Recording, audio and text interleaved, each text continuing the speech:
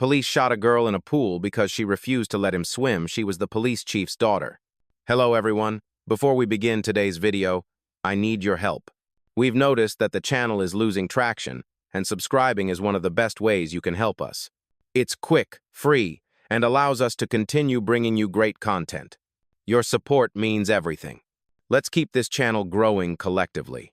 Where are you watching from? Drop your city or country in the comments below. Thank you very much. Now, let's get back to the story. Put the phone down. The officer's voice cracked like thunder over the quiet poolside morning. Chlorine shimmered in the sunlight, a glassy calm that didn't match the chaos in his stance. The woman on the ground didn't move. Her phone pressed against her ear, her eyes locked on the man holding the gun like it was a mirror of fear. A droplet of water slid from her hair to the tile. It sounded louder than the warning barked at her. "You're trespassing," he snapped, his hand trembling, his badge flashing sharp light into her face. "You don't belong here." But she did, more than anyone else in that backyard. Because the house, the pool, the very fence behind him, every inch of it belonged to her father. And in less than 10 minutes, the entire city would know. Before we continue, where are you watching from? Drop your city or country in the comments below. And if you believe in dignity and justice, hit like and subscribe. These stories spark change. And we're glad you're here. Now, back to Maya. The sirens hadn't come yet, but neighbors had. 2 teenage boys across the fence recorded from their phones. A jogger froze mid-stride on the sidewalk. The officer, still shouting, still convinced he was the hero of this story, didn't see the red emblem stitched on the towel beside Maya's chair, a crest that matched the one on his own uniform. Maya Johnson, 27, daughter of Police Chief Harold Johnson, had just returned from a morning run and decided to cool off in her family's backyard pool. She hadn't expected the gate to be open, or the rookie officer on patrol to follow a suspicious activity report from an anonymous call. All she knew was that 1 minute she was basking in the quiet, and the next a gun was aimed at her chest. "Stand up," he ordered. She didn't. Her breathing was steady, almost unnervingly calm. "You're pointing a weapon at a citizen who hasn't moved an inch," she said evenly. "You're escalating your own fear," the officer blinked. His grip tightened. "Don't talk back," he barked, his voice louder as if volume could rewrite reality.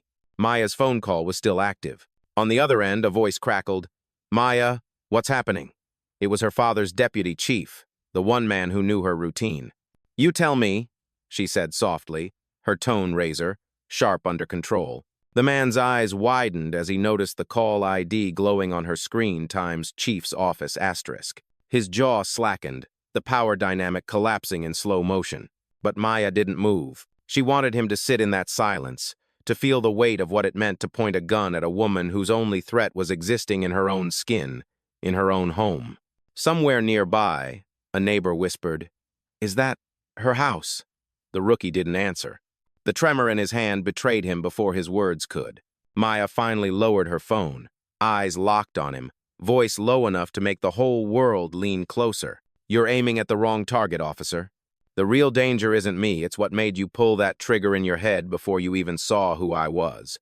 The wind shifted, and in that small sound, justice began to stir.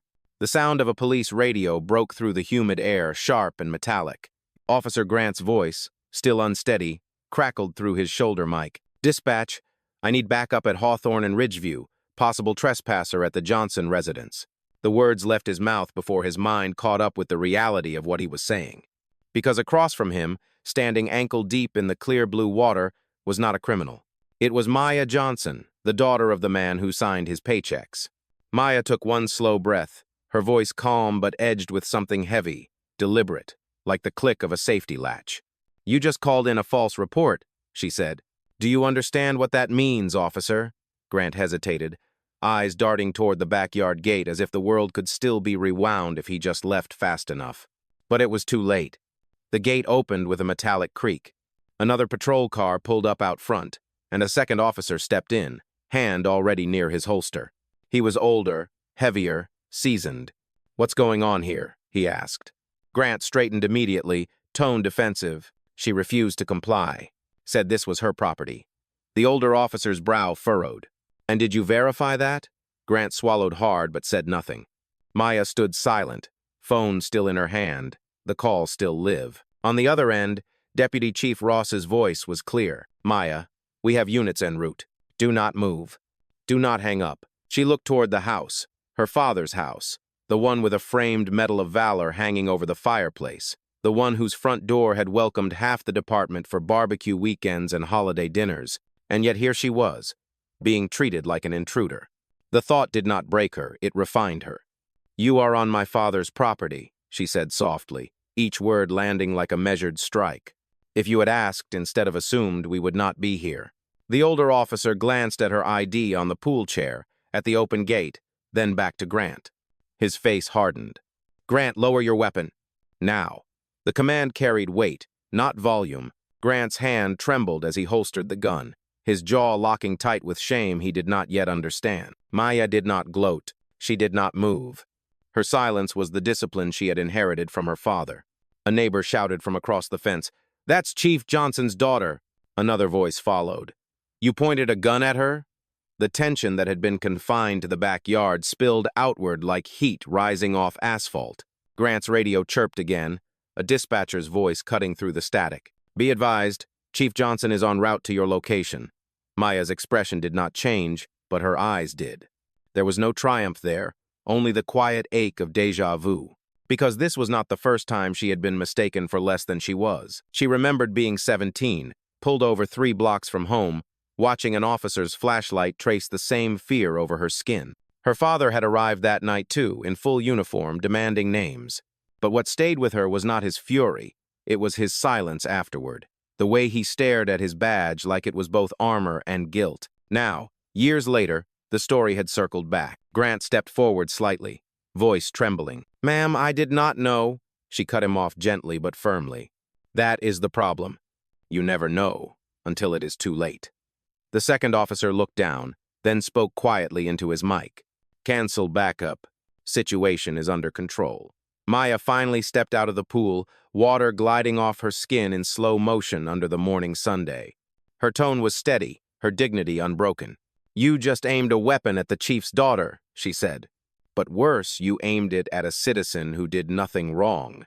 The words hung in the air, heavier than the humidity, and for the first time that morning, Officer Grant realized that the report he filed would not be the only record of this incident. The real story was already unfolding in the quiet fury of the woman standing before him. By the time Chief Harold Johnson's car screeched to a stop outside the fence, the story had already outgrown the backyard. The neighbors who had witnessed everything were still standing near the gate, phones in hand, eyes wide with disbelief. The second officer had already moved aside, his expression grim, his tone hushed as he briefed the arriving units to stand down. The sound of the chief's boots on the concrete cut through the air, heavy and certain.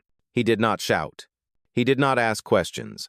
He looked first at Maya, standing calm, soaked to her knees, phone still in her hand. Then he looked at Grant, who stood stiff, pale, and trembling beside the pool. "What happened here?" Harold's voice was low but carried the force of decades of authority. Grant opened his mouth, but no words came out. Maya spoke instead, her tone quiet even, but loaded with the gravity of someone who had already been patient too long. "He pulled his gun on me, Dad. He said I did not belong here." A murmur swept through the small crowd outside the fence. The chief's eyes narrowed, not at his daughter, but at the officer who had turned their department's uniform into a weapon of fear. "Officer Grant," he said slowly, "tell me exactly what made you think my daughter was a threat." The man swallowed, his face pale under the sunlight. "Sir, I received a call about suspicious activity. The gate was open, and you decided that the suspicious person was a woman in running gear, standing by a pool in broad daylight." The chief's voice did not rise. It did not have to. Grant stammered, "I thought she was trespassing." Harold took one step closer, his presence towering without volume. "Did you verify the address before drawing your weapon?" The silence was the answer. Maya watched the exchange without flinching. She had seen this look before, the way her father's jaw tightened when discipline and disappointment met in the same breath. But this time was different. This time, she was not just his daughter. She was a citizen, and this was a moment the entire neighborhood would remember. "You said something else, did you not?" the chief asked, his eyes narrowing. "You said she did not belong." Grant's lips parted, but no sound came. The chief's gaze hardened. "That sentence is going to follow you for the rest of your career." He turned toward Maya, his tone softening for the first time. "Are you hurt?" She shook her head. Not physically. That answer carried an echo that made even the wind hesitate. He nodded slowly. Go inside. I will handle this. But Maya did not move. No, she said quietly. You always handle it behind closed doors and nothing changes. They apologize, they file reports, and everyone forgets. Not this time. Harold's eyes lifted to hers. For the first time in years, she saw uncertainty there. Maya. No, she interrupted. You taught me that silence protects the wrong people. You said accountability means standing in the light. Her voice steadied, strong but calm. So let us stand in it. A reporter's voice broke from the sidewalk, calling through the open gate. Chief Johnson, is it true your officer pulled a gun on your daughter? The chief turned slowly toward the fence, his badge glinting in the morning Sunday. Cameras clicked.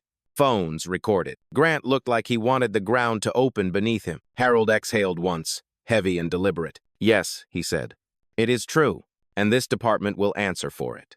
Maya's chest tightened at the sound of those words. The truth had left the backyard. It was no longer a family matter. It was a reckoning. Grant's radio crackled faintly, a dispatcher's voice asking for a status update. The chief took it from his belt, pressing the button himself. This is Chief Johnson. I am on scene. The report is being corrected. He released the button, looked at his daughter, and then said, Maya, get your things. We are going to headquarters. She nodded once, her silence saying everything her heart could not. The pool water rippled behind them, reflecting the chaos, the courage, and the cost of being seen. The drive to the precinct was silent except for the faint hum of tires on asphalt and the rhythmic pulse of Maya's heartbeat in her ears. She sat in the passenger seat of her father's black SUV, still in her damp running clothes, her phone resting face down on her lap. The smell of chlorine lingered faintly in the car, mingling with the cold scent of vinyl and coffee from an untouched travel mug. Chief Harold Johnson kept his eyes on the road, his knuckles white on the steering wheel. Every few seconds, the flashing blue light on the dash painted the inside of the car in brief strobe, bursts of guilt and power. Maya finally broke the silence. Are you going to suspend him? Her father's jaw flexed. There will be a full review.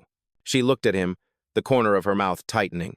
That is not an answer. You know how this goes. He will file a report. They will write it off as a misunderstanding. And next month, it will be someone else's daughter. Harold exhaled slowly. You think I do not know that? Then why do you keep letting it happen? The question landed like a blow. He did not answer. The city blurred past them, familiar streets now feeling foreign, tainted by the morning's violence. By the time they reached the precinct, the parking lot was full. Cameras, reporters, officers standing still in the sunlight, waiting for orders that would not come from a press release. Harold parked by the side entrance, his badge granting them passage through a maze of stairs and whispers. Inside, fluorescent lights hummed above them as they walked the long corridor toward the briefing room. The walls were lined with photographs past chiefs, decorated officers, annual awards. Maya's reflection followed her in the glass frames like a shadow that refused to be forgotten. As they entered the room, conversation stopped. Uniforms filled every chair. A handful of command staff stood at the front near the podium. The chief did not sit. Everyone, listen carefully, he said. You have all heard the rumors. I am confirming them now. An officer under my command drew his weapon on my daughter this morning. The air in the room tightened, like the oxygen itself was listening. Before you ask, no, she was not trespassing. And yes, she identified herself. What happened in that backyard was not a misunderstanding. It was a mirror. He let the word hang there. Every officer who wears this badge must ask themselves who they see when they look through it. Because if the answer changes based on skin, then the badge means nothing. Maya watched him, searching for the man behind the uniform. For years, she had seen him lead with discipline, but rarely with vulnerability. Today was different. His voice carried not anger, but sorrow. Officer Grant has been placed on immediate administrative leave pending investigation, Harold continued. There will be no cover-ups, no half-truths. This department will face what it has ignored for too long. A murmur rippled across the room, disbelief colliding with the weight of accountability. Maya stepped forward then, uninvited but unafraid. Her voice was calm and precise. My name is Maya Johnson. I did not come here to embarrass anyone. I came here because what happened to me happens to people who do not have a chief to drive them here. You all swore an oath to protect. That oath does not come with exceptions. A young female officer in the front row swallowed hard, eyes glossy. A detective shifted in his seat, his jaw tightening. The chief placed a hand on Maya's shoulder, steady but proud. "You wanted me to stand in the light," he said quietly. "You are not standing alone," she replied. Cameras flashed again outside the glass wall as the press pushed closer. In that moment, the line between family and justice blurred completely. What began as an act of fear had become a declaration of change, and the department, for the first time in years, stood still long enough to hear it. The briefing room emptied slowly, leaving behind the echo of chairs scraping tile and the scent of stale coffee that had gone cold hours ago. Reporters waited beyond the glass doors, voices rising and falling like waves against a shore. Chief Harold Johnson stood at the podium, staring at the badge that hung heavy on his chest. For the first time in his career, it felt like a weight instead of an honor. Maya stood a few steps behind him, still in her damp running clothes, her hair pulled back, her gaze steady. She did not need to say anything. Her presence was the loudest statement in the room. The deputy chief, Ross, entered quietly, holding a file. "Sir," he said, lowering his voice, "we have the footage from the neighbor's security camera. It is clear as day." Officer Grant drew first. He gave no verbal warning before pulling his weapon. The chief closed his eyes for a moment. "Send it to Internal Affairs." "No delays." "Already done," Ross replied. "But there is something else." The neighbor's video went online. "It is everywhere." He turned the screen toward them, and there it was, the image of Maya, standing in her own backyard, the barrel of a gun pointed at her chest. The caption read, "Asterisk, Chief's daughter held at gunpoint by rookie officer." Asterisk. The number beneath it climbed faster than anyone could count. Maya watched herself on the screen, detached, almost clinical. "This is what they will remember," she said quietly. Not the apology, not the reforms, just the image of fear. Her father turned toward her. "Then we change what the image means." He gestured toward the camera crew gathering outside the briefing room. "They want a statement. You are part of this now, Maya. You started it. Help me finish it." She hesitated. "You know they will twist it. They always do. Then we speak so clearly they cannot." He walked toward the glass doors and nodded to the sergeant guarding them. The room opened to the press, microphones flashing, voices overlapping. "Chief Johnson, is the department investigating racial bias?" "Chief, will the officer face charges?" "Chief, how is your daughter?" Harold raised his hand. The room fell into uneasy silence. "This morning, an officer under my command acted out of fear, not protocol," he began. "That fear nearly cost an innocent woman her life. That woman happens to be my daughter, but this could have been anyone's." He paused, letting the words settle. "We will not hide behind policies or paperwork. The public deserves transparency, and so does every citizen who has ever been told they do not belong." The reporters scribbled furiously. Cameras zoomed in. Then Harold did something no one expected. He stepped aside. "You should hear from her," he said. Maya froze for half a heartbeat. Then she walked to the podium. The microphones crackled. "My name is Maya Johnson," she said, her voice even, steady, but full of unspoken pain. "What happened to me is not new. It has been happening for generations. I am just lucky enough to survive it." She glanced at the cameras. "I am not here to destroy anyone. I am here to remind everyone that fear cannot keep writing the story for us. My father taught me that silence protects the wrong people. So, today, I am speaking." Her tone grew stronger with each word. "This is not about one officer. It is about every time someone with power decides who belongs and who does not. That ends now." The flashbulbs burst again, a staccato rhythm of reckoning.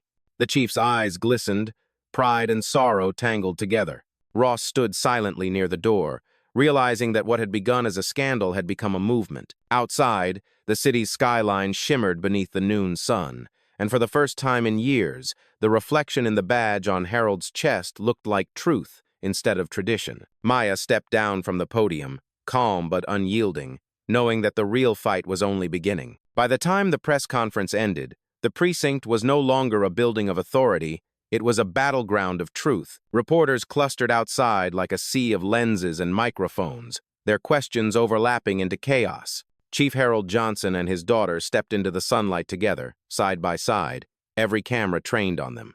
The crowd parted slightly as they made their way to the car, flashes bouncing off the windshield like fireworks. Inside, the hum of silence returned, heavier than before. Maya leaned her head back, eyes closed, feeling the weight of exposure press against her ribs. Her father started the engine but did not drive. "You did well," he said quietly. "You were calm." "I was angry," she replied, eyes still closed. "I just learned how to hide it."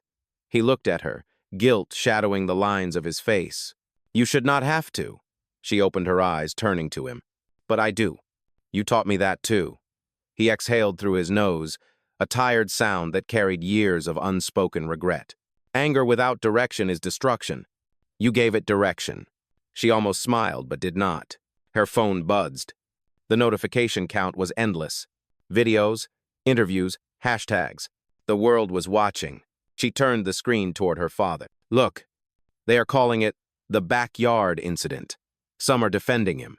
Some are calling me privileged for speaking up." He read a few headlines and shook his head. "People will always bend the truth to fit their comfort. That is why you cannot stop now." "And what about you?" she asked.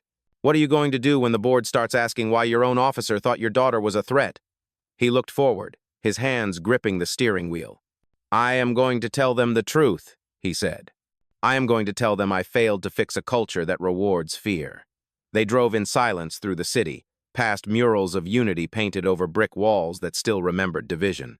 The hum of the tires was the only sound between them. When they stopped at a red light, Maya saw something out the window, a group of protesters already gathering outside the precinct. Signs read, "Justice for Maya, accountability now, and no more mistaken identity." Her chest tightened. "This is not about me," she whispered. Her father followed her gaze. "No," he said. "It is about what you represent." The light turned green, but he did not move. Instead, he turned to her, eyes steady. "You said it yourself. Silence protects the wrong people. So I am giving you the platform you deserve. You are going to lead the department's new reform task force." She blinked. "You want me to work for the same system that pulled a gun on me?" "No," he said firmly. "I want you to change it." The weight of his words settled slowly, like dawn creeping through storm clouds. "You have always wanted change from the outside," he continued. "Now you have the chance to do it from within." Maya looked out the window again. The crowd was growing. Camera drones buzzed overhead. For the first time, she realized this was bigger than one mistake, one officer, one morning by a pool. It was about what came next. "Then I want full access," she said at last. "Every complaint, every body cam file, every record marked confidential. If I am going to fix this, I am not starting with policies. I am starting with people." Her father nodded once, a flicker of pride softening the sternness in his eyes. "Then you will have it." He put the car in gear. "But Maya, once you open that door, there is no going back." She turned to him, her expression calm but resolute. "Good, because the door should never have been closed." The car moved forward, the reflection of flashing cameras fading behind them, replaced by the glint of sunlight on the city skyline. The story that began with a gun was now shifting toward something far more dangerous to the system, a woman with truth, power, and the will to use both. The following morning, the sky over the city was a muted gray, heavy with humidity, and the tension that comes after truth refuses to stay buried. Inside the headquarters, the air felt different. People spoke in whispers, glances replaced greetings, and every officer walked as if the floor itself were listening. Maya arrived early, dressed simply but sharply, no longer the woman in running gear by the pool, but someone stepping into purpose. Her access badge, newly printed, gleamed under the fluorescent light as she swiped into the conference room that had been prepared for her. On the glass door, black letters spelled out the words, "Department Reform Task Force." For a moment she stood still, the irony cutting deep. A department that once treated her as a stranger had now given her its keys. Her father entered a moment later, carrying 2 cups of coffee. He placed one in front of her. "You did not have to come this early," he said. "Change does not wait for comfort," she replied. He gave a faint smile, the kind that hid both pride and worry. "The board meets at 9. You will be presenting your plan." Maya nodded, already scanning the files on her tablet. The screen glowed with names, cases, timestamps, complaints marked resolved that were anything but. Her eyes froze on one report filed 6 months earlier. A black teenager, unarmed, detained and assaulted by 2 officers during a routine check. The internal review had closed it in 2 days. Unsubstantiated. She read the officer names aloud. One of them was Grant, the same officer who had aimed his gun at her. He had a record, she murmured. And you never knew, her father said, his voice quiet but heavy. Internal Affairs cleared him. They called it a training issue. Maya looked up, her voice low but firm. A pattern is not a training issue. It is a system issue. She began to highlight lines, pulling every case with his name attached.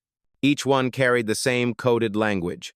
Non-compliance, verbal resistance, unverified report. Together, they formed a pattern too precise to ignore. At 9 sharp, the board filed into the room. 7 members, all in suits, their expressions a mix of formality and discomfort. Cameras had been banned, but everyone knew that what was said here would not stay contained. Harold stood beside his daughter, not as her superior but as her ally. The chairman cleared his throat. Miss Johnson, the department has authorized you to lead this internal review. What do you propose? Maya took a breath, feeling the eyes of every generation of silence pressing against her spine. Transparency, she said. We open every closed case involving racial bias in the last 5 years. We remove the language that hides misconduct behind procedure, and we start with the officer who pointed a weapon at me. The room shifted. A few heads turned sharply, some in shock, others in agreement.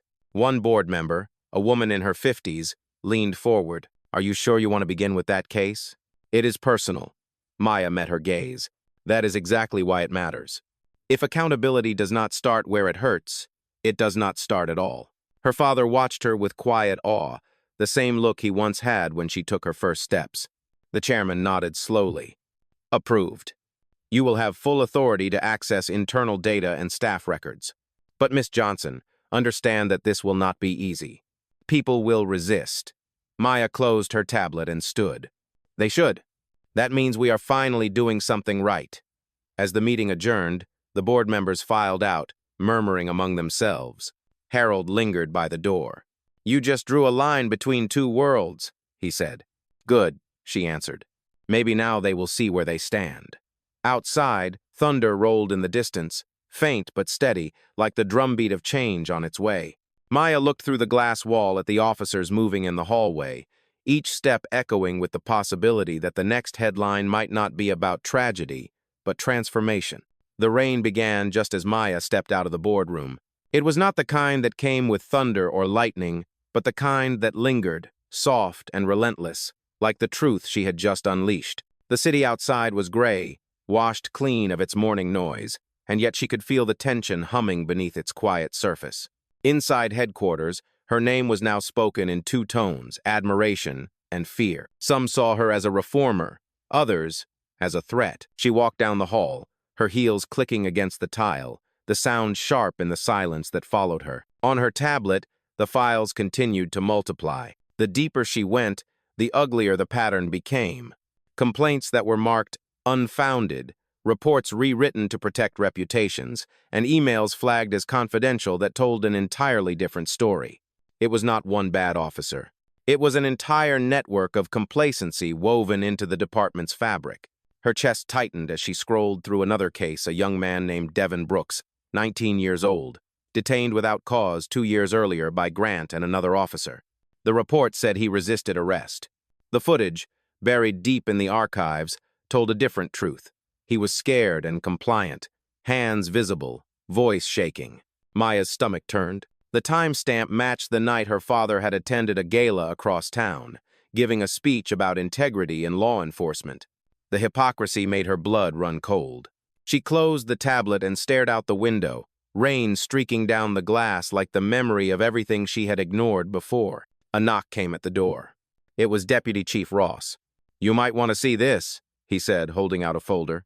Inside were printed emails, internal communications between senior officers. Some referenced Grant's disciplinary record, others discussed protecting optics and avoiding escalation during public relations periods.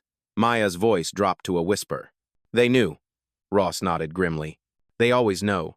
They just never say it out loud. She set the folder down and looked at him. How far does this go? He hesitated. farther than either of us can afford to imagine. Outside the office, voices were rising, reporters again, demanding updates. Through the glass, she saw her father walking toward her, the expression on his face unreadable. When he entered, the air seemed to shift. "You found something," he said, not as a question but as a statement. "Yes," she replied. "And it is worse than we thought." They covered for him. For all of them. Harold's jaw clenched. "I knew there were cracks, but this—" He stopped himself. "Do not say it," Maya interrupted. "Do not call it cracks. Call it what it is. Corruption." The word landed between them, final and sharp. He looked at her, torn between his duty to the badge and his duty to the truth. "You realize what you are about to do will destroy careers," he said quietly. "Maybe even mine." She met his eyes. "Then it is time some careers were destroyed." The silence that followed was heavy but clean, like air after a storm. Her father exhaled, shoulders sinking. "If we go forward, we do it right. We gather evidence, lock every file, and document everything. Once this goes public, there is no turning back." Maya nodded, already reaching for her phone. "It is already in motion," she said. "The files are backed up to a secure server.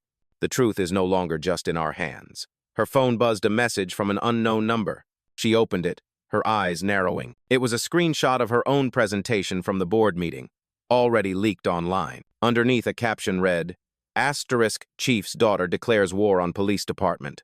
Asterisk. Maya handed the phone to her father. "They are trying to spin it already." He looked at her, then at the window where the rain blurred the city lights. "Then let them. We do not control what they say. We control what we do next." She turned toward him, voice calm but defiant. "Then we go all the way." Outside, thunder rolled for the first time that day, low and distant, but unmistakable, the sound of something larger than a storm beginning to move. By nightfall, the department's headquarters no longer felt like a fortress of order. It felt like a house with too many lights on and too many people pretending not to see what was already burning inside. The leaked screenshot of Maya's presentation had exploded across social media. News outlets debated her every word. Talking heads on television argued about protocol, and comment sections split between outrage and denial. But Maya was not watching. She was still at her desk, surrounded by files, screens, and the low hum of exhaustion. Her father entered quietly, holding 2 cups of coffee that neither of them would drink. "The mayor called," he said, his tone flat. "They are demanding a press briefing tomorrow morning. They want answers before the city council meets." Maya did not look up. "Then they will get them." Harold set the coffee down and studied his daughter's face. She looked steady, but he recognized the exhaustion in her eyes, the same look he had seen in officers who worked too many nights and carried too much truth. "You are not just taking on the department," he said softly. "You are taking on the machine that built it." Maya leaned back in her chair, eyes still on the glowing monitor. "Then it is about time someone dismantled it." On the screen, the data visualizations she had created mapped years of misconduct reports and case resolutions. Each red dot represented a complaint that had been dismissed without consequence. The map was almost entirely red. "Do you see this?" she said, gesturing toward the screen. "Every dot is a person who stopped believing justice was possible." Her father's silence was the answer. A knock at the door interrupted them. Deputy Chief Ross stepped in, face pale, holding a printed document. "We have a problem," he said. "Grant's attorney has gone public. He is claiming racial discrimination, saying the department is targeting him because of political pressure from your daughter's personal vendetta." Maya's jaw tightened. "He aimed a gun at me, and I am the one with a vendetta?" Ross nodded grimly. "He is filing a lawsuit. The union is backing him." Harold cursed under his breath. "They are trying to turn this into a spectacle." Maya stood, pushing back her chair. "Then let them. The louder they make it, the harder it will be to hide what we found." She picked up a folder from her desk, the report on Devin Brooks, the 19-year-old victim whose case had been buried. "This is what we are leading with tomorrow. I want his mother there. I want the public to see the pattern, not just the pool. The whole system." Ross hesitated. "That will make enemies, Maya." "Good," she said. "Enemies tell you you are hitting the right nerve." Harold looked at her, both proud and afraid. "You sound like me 30 years ago," he murmured. "No," she replied, her tone firm but kind. "I sound like what you wanted to be before the system changed you." He flinched slightly but nodded. "Then finish what I could not." She gathered the folders, slid them into a leather bag, and turned off the monitor. The red dots vanished into blackness, but their weight stayed in the air. As she walked toward the exit, the building seemed to watch her, every camera lens reflecting the image of a woman stepping beyond the boundary of protocol into the realm of reform. Outside, the city glowed under streetlights and tension. Protesters had already gathered again, their signs streaked with rain but their voices strong. Justice for Devon, they chanted now. The name had spread fast. It was no longer just about Maya. It was about every silence that had gone unpunished. Her father joined her at the door, the faintest smile tugging at his lips. "You ready?" he asked. "No," she said truthfully. "But that never stopped you, did it?" They stepped out into the night together, the sound of rain and chants blending into something bigger than either of them. Somewhere above, thunder rolled again, not as a warning this time, but as a promise. The next morning broke with the kind of quiet that only comes before chaos. The city had not slept. News vans lined the street outside the police headquarters, their antennas reaching toward a sky painted in pale gold and gray. The air smelled like rain and anticipation. Inside, the briefing room was prepared again, but this time the podium bore 2 microphones, not one. Maya stood near the back, scanning her notes. Her father adjusted his tie, the same one he wore at every major press event of his career. It was the tie he wore when he was promoted, when he testified before the state commission, when he buried officers who never made it home. But this morning, even the knot looked heavier. "You still have time to let me handle this," he said quietly. Maya looked up from her notes. "You said yesterday that silence protects the wrong people. So this time we speak together." He exhaled slowly. "Then we speak the truth." Cameras clicked through the door windows as the two of them stepped forward. The room filled within seconds, reporters, community leaders, legal observers, and the families of those whose names had been lost in paperwork. Among them was Mrs. Brooks, the mother of Devon, holding a framed photo of her son. Maya met her eyes, and that was when the fire inside her steadied. The moderator stepped aside. "Chief Johnson, Miss Johnson, you may begin." Harold approached the microphones first. "Yesterday, this department faced the mirror," he began, and what it reflected was not justice. It was fear, negligence, and bias wrapped in procedure. That ends today. His voice, once a weapon of command, now carried the weight of confession.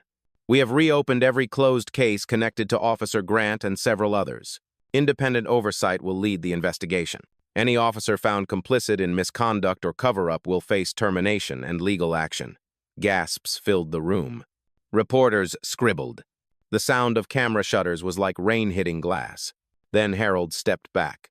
"My daughter will explain the next step." Maya took his place, her heart steady, her voice measured. "This is not about vengeance," she said. "It is about rebuilding a system that forgot its purpose. For too long, justice has been written in reports instead of action. That changes now." She lifted the folder in her hand and opened it. This is the case of Devon Brooks, 19 years old. His file was marked unsubstantiated and closed in 48 hours. But the evidence shows he was detained unlawfully and assaulted without provocation. The officers involved were never disciplined. They were promoted. The crowd murmured. The sound was raw disbelief. Maya continued, "His mother deserves answers. Every family deserves answers. And from this day forward, those answers will not come from statements or press releases. They will come from change." She set the folder down on the podium, the motion deliberate, final. Officer Grant's case will not be hidden behind lawsuits or politics. The footage, the reports, the entire investigation will be made public by the end of this week. If the department wants to regain trust, it begins with transparency. The room erupted with questions. A reporter shouted, "Miss Johnson, are you not afraid this will damage your father's career?" Maya looked straight into the cameras. If telling the truth damages someone's career, then the career was built on lies. The flash of cameras lit her face like lightning. Her father looked at her, the faintest trace of pride glinting through the fatigue. Behind them, Mrs. Brooks began to cry softly, her shoulders shaking as another woman wrapped an arm around her. In that moment, the story stopped being about the pool or the headlines. It became about a mother holding proof that her son's life mattered. As Maya stepped back from the podium, the sound of applause rose not loud, not forced, but genuine. It was the sound of a city beginning to believe again, one truth at a time. The storm that had threatened all morning finally broke that evening. Thunder rumbled over the city as rain streaked down the tall windows of police headquarters, washing the grime from glass that had seen too many years of silence. Inside, the air was heavy but alive. For the first time in decades, change did not sound like a slogan. It sounded like action. Maya sat in the chief's office, her father's office, the glow from the streetlights casting slow-moving reflections across the framed commendations on the wall. In front of her, a stack of documents waited for her signature directives that would initiate the department's largest internal audit in its history. She turned each page slowly, methodically, as if signing them too quickly might break the fragile balance between progress and resistance. Her father entered quietly, carrying his coat over one arm. "The press is still outside," he said. "They are not leaving tonight." Maya did not look up. "Good. Let them see what accountability looks like in real time." Harold studied her face, pride and concern pulling in equal measure. "You are changing more than this department, you know." "I am not changing it," she replied softly. "I am reminding it what it was supposed to be." He nodded, walking to the window. "Ross has been fielding calls all day. The union is furious. They say morale is collapsing." "Maybe morale should collapse," Maya said. "Maybe it is time for it to rebuild from the ground up." He turned toward her, his voice low. "You sound like me 30 years ago. Then maybe you were right 30 years too soon." A faint smile touched his lips, but it faded quickly. "There will be consequences, Maya. The mayor is under pressure. They might come for my position." She looked at him unflinching. "If that happens, they will expose exactly what they are afraid of losing control." Her father sighed, walking behind his desk. He opened the bottom drawer and pulled out a small wooden box. Inside was his badge, the one he had worn since his first patrol. The metal was scratched, dulled with years of service, but its weight still carried the gravity of a lifetime. He placed it on the desk between them. "When I started," he said, "this badge meant something. It stood for protection, for service. Somewhere along the way, we let fear twist it into a symbol of power." He slid the badge across the desk toward her. "Whatever happens next, promise me you will make it mean something again." Maya looked at it for a long moment before placing her hand over it. "I promise," she said quietly. A flash of lightning illuminated the room, followed by a deep roll of thunder that made the glass tremble. The door opened and Ross stepped in, holding a tablet. The public response is spreading. Civil rights groups, student organizations, even other departments across the state are echoing the reform model. He hesitated. "They are calling it the Maya Protocol." Her father glanced at her, eyebrows raised. "You are officially a movement." Maya leaned back in her chair, exhaling slowly. "It is not about me," she said. "It is about everyone who was told to wait for justice and finally decided not to." Ross nodded. "Still, history will remember your name." She gave a faint, tired smile. "Then let it remember that I was not the one who created change. I just stopped running from it." Outside, the storm began to ease, the rain softening into a steady rhythm against the windows. The city lights reflected off the wet pavement like a promise finally kept.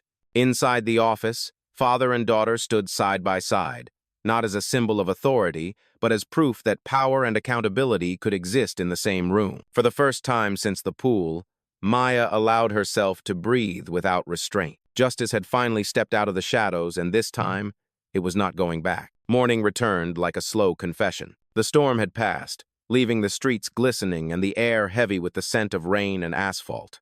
From the window of the chief's office, Maya watched the city stir awake. Reporters were still camped outside, but their tone had shifted. What began as outrage had become reflection. The headlines now read words she never thought she would see. "Reform begins inside." She turned away from the glass and faced the desk where her father sat, looking tired but lighter, as if the burden of decades had finally found air. "You did it," he said quietly. Maya shook her head. "No, we did it." He gave a faint smile. "You know, I have spent 30 years trying to keep this department standing. You made me realize it was never about keeping it standing. It was about making sure it could stand for something." She walked closer, placing a stack of signed directives on the desk. "Then let us make it mean something. These go into effect today." He looked at the papers, his name beside hers, two signatures binding the old world to the new one. "The Maya Protocol," he said almost to himself. "You really hate that name, do you not?" she teased. I do, he admitted. Because it should not take your pain to name progress. Her expression softened. Maybe it is not about pain anymore. Maybe it is about what we build after it. Outside the office, the sound of footsteps echoed down the hallway, officers moving with purpose instead of avoidance, citizens waiting in the lobby, not with fear but curiosity. The department felt different. The silence that once hid injustice now carried accountability. Maya picked up her coat. I am going to the community center. They are holding a youth forum about police reform. They asked me to speak. Her father stood. I will drive you. She turned to him, smiling. No, you have a department to rebuild. I will take a walk. It is a good morning for that. As she stepped outside, the light broke through the thinning clouds, warm and soft. The protest signs that once filled the street were now lined neatly against the walls, their slogans replaced by conversations. A group of teenagers recognized her and waved. She waved back. The world was still imperfect, but for the first time, it was listening. Her phone buzzed with a message from an unknown number. It was a photo, a young boy standing next to a mural being painted downtown. The mural showed her face beside her father's, beneath the words, "Justice is not noise, it is clarity." She stared at it for a long moment, then smiled. The city around her seemed to breathe differently, slower, freer. In the distance, church bells rang a sound of ritual, of rhythm, of renewal. She walked toward the sound, every step light but certain. The storm had tested her, but the calm after had revealed something deeper. Power was never about command. It was about compassion that refused to break. She whispered to herself, not as a declaration, but as a truth she had earned. I did not raise my voice, she said. I raised the standard. And with that, Maya Johnson kept walking, her reflection flickering across every puddle she passed, strong, whole, and finally unafraid. In a gripping narrative of courage, justice, and redemption, this cinematic account follows Maya Johnson, the daughter of a police chief, as she transforms a moment of humiliation into a movement for reform. Through the lens of Black stories that reflect real struggles and triumphs, the journey captures how dignity can stand taller than fear and how silence can turn into strength. From the shocking encounter by the pool to the powerful press conference that reshaped an entire department, each scene resonates with the pulse of truth and accountability. The story unfolds with cinematic precision, showing how Black stories reveal the power of grace under fire and how compassion can rewrite a broken system. Maya's calm defiance and her father's reckoning mirror generations of unspoken pain finally brought to light. This work does not just expose injustice. It redefines what leadership looks like when empathy meets authority. The rain, the cameras, the courtroom tension all merge into a reflection of resilience found only in Black stories that inspire and demand change. It is a tale that challenges every viewer to question what justice means, who defines it, and how one voice can transform silence into reform. With powerful emotional logic, grounded realism, and an unflinching look at truth, this stands as one of the most compelling Black stories of redemption and reform ever told.